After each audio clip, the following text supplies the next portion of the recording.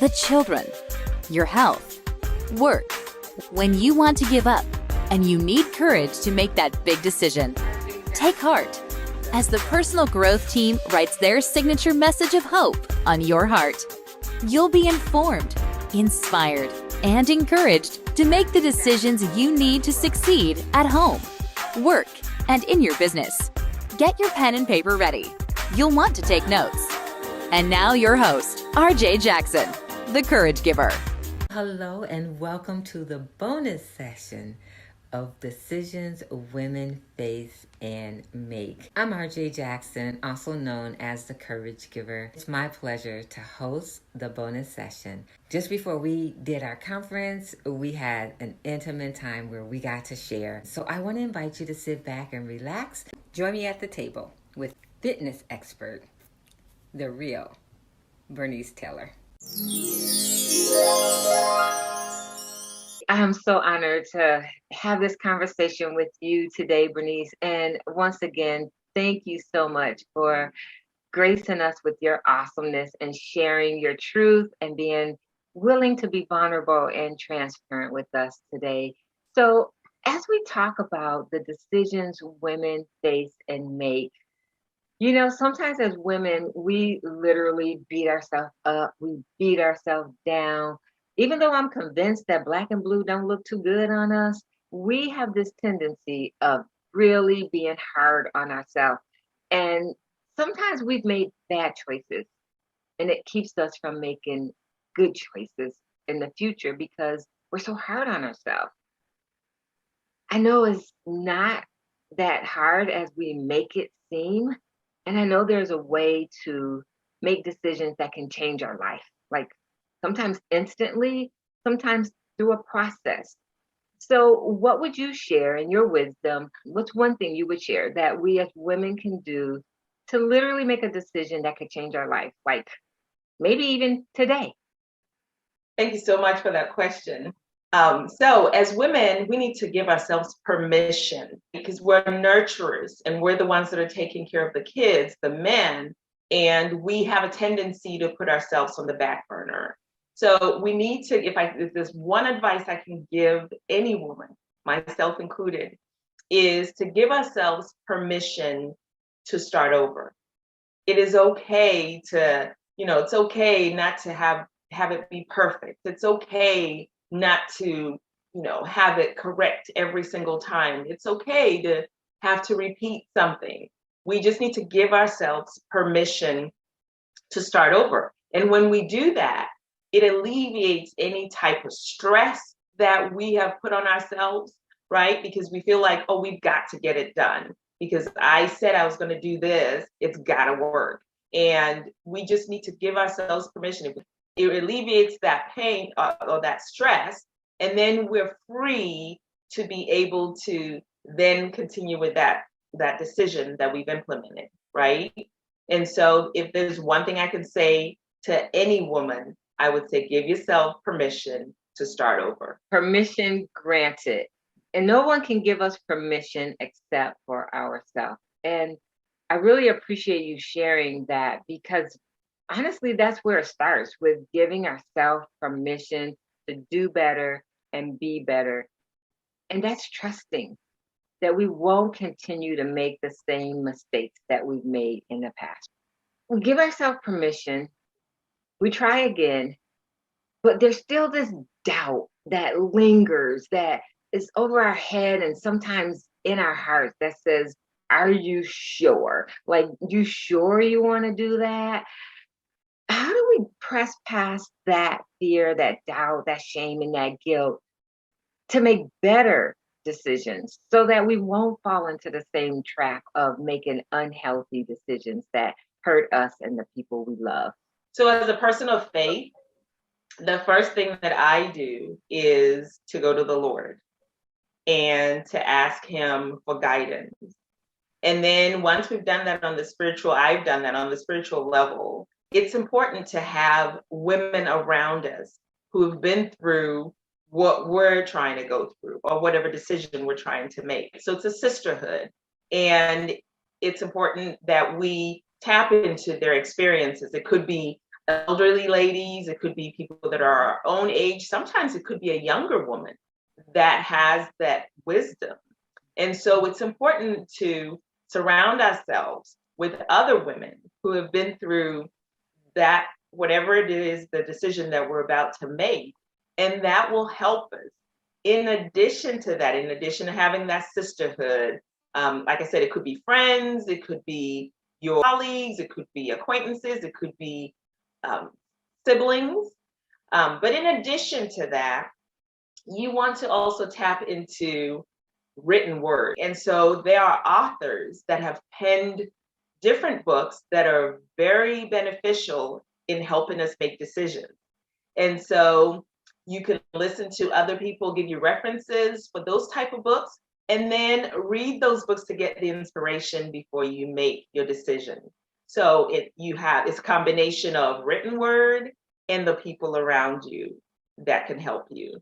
Awesome. So what I hear you saying is, first and foremost, give yourself permission, and then position yourself in a place where people can speak life into your life and remind you that you're on track, perhaps give you some information that causes transformation in your situation so that you can keep moving forward. Am I picking that up? Yes, absolutely. That's exactly what I'm saying, RJ. You're definitely feeling me. You're right here. Awesome. So that's exactly what I'm talking about. Awesome. Because we can't always do it on our own. And so we need that help. We need encouragement. I find a lot of benefit in reading books to encourage me for my next decision. So absolutely. And then the people that surround you, I mentioned siblings. I'm one of 5 girls, and I have 2 brothers. So I'm the middle of 7. And so my sisters and brothers are so important to me when it's time to make decisions. I tend to, bend their ear and get their opinion as well. So absolutely. Awesome. I love it. So we're talking about making healthy decisions and making better decisions. So I have a question for you.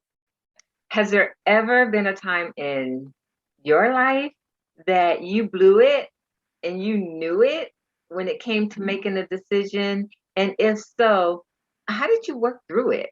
There's definitely been a time in my life that I didn't get it quite right, right? And you definitely have to go through it. I'll give you an example. So when I worked in corporate, there was a gentleman there. You can call him a curmudgeon, right? He was the kind of guy that you butt heads with, and he just wasn't very forgiving. And so I was talking to him, and through jealousy, I believe, on his part, he blamed me for his shortcomings, right? He blamed me for his shortcomings. And so he decided not to talk to me. He decided to just cut it, not talk to me. And initially I was like, forget it. If he's not going to talk to me, I'm not going to worry about it. But the Christian in me said, you know what? You're a child of God. And just because somebody doesn't talk to you doesn't mean you're not going to speak. So I made the decision to speak to this man every day, even though he did not return the greeting, but I still did it. And so that's how I corrected it, because I needed to feel comfortable for myself. I needed to feel that I was doing what would make me at the end of the day have peace. And so I would talk to him, and I would greet him and he would not greet back. But I made that decision, and I'm thankful for it. And it took him a year to talk back to me, but I don't regret making the decision. Initially, I wasn't going to talk to him, but I corrected it. And making that decision just gave me peace on a daily basis. It also made you the bigger person, because you went with your values and what you believed versus what you were feeling. Because feelings change. 1 minute we're feeling good, the next minute, oh, my stomach hurts, right? So we can't go by how we feel. We have to go by what we believe. And then we have to give ourselves, as you said earlier, permission to do that. That was a very powerful example and very powerful story. So thank you so much for sharing. I really appreciate it. Now, thinking of sharing, I know that you have shared your story in a book, Decisions Women Face and Make. So, what was your inspiration in sharing your story in this book? My inspiration is based off of my going through my own, uh, my own unhealthy feelings, unhealthiness because I had gained weight, and but it's because I was focused on my mother-in-law at the time, and so by losing the weight and later on that year, I was able to, because I lost the weight, was able to um, donate the kidney. Now, my inspiration was my mother, because I thought about my mother in order to make that decision. My mother was a very altruistic person. She knew no strangers. She had a lot of adopted children, and she was just a very giving person. And when it came time to make that decision, I thought about her, because if she was living, and had passed by the time I made that decision, if she was living, she would be the first person in line getting tested. She wouldn't care it wouldn't bother her that she was older. She would be the first person in line getting tested. And so I thought about my mother, and she was the impetus that pushed me forward to get tested and to eventually donate that kidney. Wow. Mothers, right? Like, I think she was BFFs, as they say, with my mom, because it sounds like you were sharing my mom. So I'm honored to know that you have that story, that you can share your mom, and your mom was such an inspiration to you as well. You're an inspiration, and I want to let you know how much I appreciate you being authentic and vulnerable and sharing your story with other women in the world, so that as women in particularly, we can make those healthy decisions to help us do better and be better. And no, it's not always easy to make those decisions, but knowing people like you went through what you went through to make the decisions that you made, and then you shared the process with us, it makes it so much easier. So thank you so much for your courage. We really appreciate you. And I'll tell you one more thing I appreciate: having this conversation with you.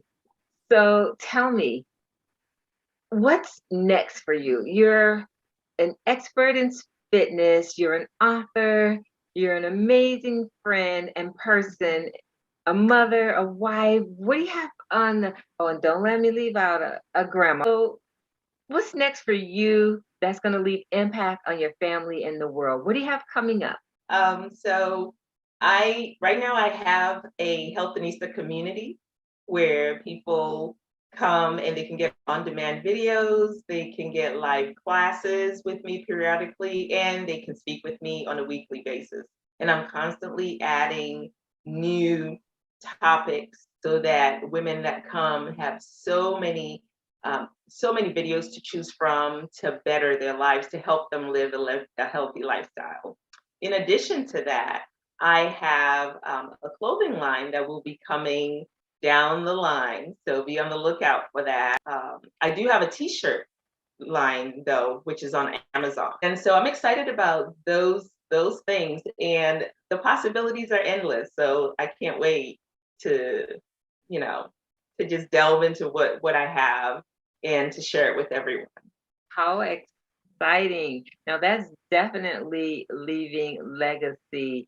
And I really love that. Can't wait to see what you're coming up with, but I know you are doing great things, and your community is an amazing place for women to make that decision to be, so that they won't be alone in their health journey, because sometimes it can be kind of challenging to do it alone. So to have that support and that guidance, more than anything, that guidance of, yes, this is how you do it. Yes, keep going. Yes, you got this, is super key in our fitness. So I want to say thank you for helping women stay healthy and whole and helping them realize that there's greatness inside of them and that they matter. And what I really love about what you do is you give women permission to give themselves permission to take care of themselves. Because as women, we kind of forget to do that. You said it earlier, we're nurturers. So we're busy nurturing everyone else, but to nurture ourselves and to take care of ourselves so we could better take care of other people, now that's the key. So thank you for providing the key for women to unlock the door to a healthier world for them and for their family. And thank you so much for being here and having this conversation with me today. Thank you, RJ. Thank you for having me. I'm just ecstatic that we get to do this and to share this with the world and to have women watch this and be inspired by this. It just touches me. I'm happy to be here. I'm happy to speak to women, and it's been my absolute pleasure. Mine as well. And you know what I say? Bye for now. Okay, girl. I know your cup is full and running over. And isn't that amazing? Because now you have more to share with someone else. Like, did you hear Bernice Taylor, the real Bernice Taylor, say, girl, give yourself permission. And here's why. When you do, it alleviates the stress that you're going through. You're doing all that for nothing. Girl, just give yourself permission. Permission to feel how you feel, to be who you are. Permission to say no. Give yourself permission. Bernice Taylor has already given you permission to give yourself permission. And I love how she gave herself permission to be who she is in the example that she shared with her coworker. Although he was being rude to her, she gave herself permission to be who she was, authentically true to who she was from the inside out, and to go by her character, not by his. It's time, my friend. You give yourself permission to be who you really are. Thank you for being the most valuable part of the Decisions Women Face and Make virtual conference recap. Now that you've been inspired, informed, and encouraged, it's time for you to take action. Connect with the Decisions Women Face and Make authors. They're waiting to support you as you make the decisions you need in order to succeed. Be sure to get your autographed copy of Decisions Women Face and Make. Click the link below to connect with the author of your choice.